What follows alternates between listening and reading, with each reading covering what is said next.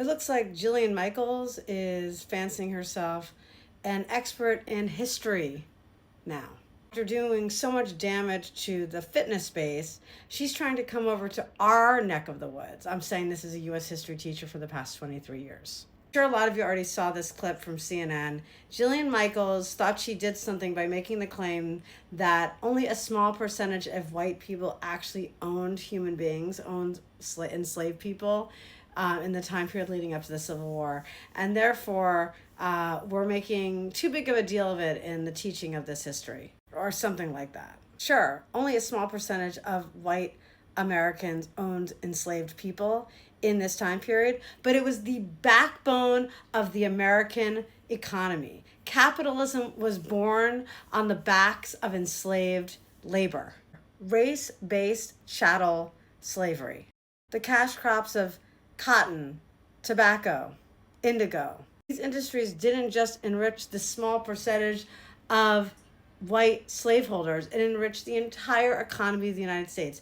Everything from insurers, everything from textile mill owners, everything to shipping companies, banks, and the US government itself.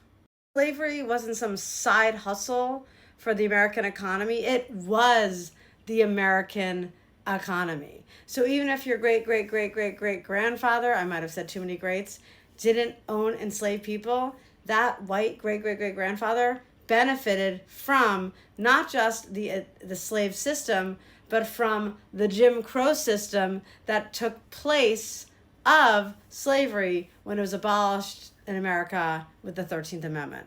And even after slavery ended, white people were able to build generational wealth, while descendants of enslaved people, because it was race-based chattel slavery, it was black people, they were denied the opportunities to build that generational wealth. And we see the product of that even today. Slavery wasn't just a few bad apples, a small percentage of Americans.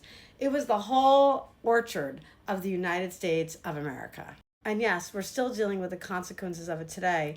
And yes, it should not be whitewashed from our curriculum, from our cultural institutions, and from our conversation as Americans if we want to really move forward into a multiracial democracy.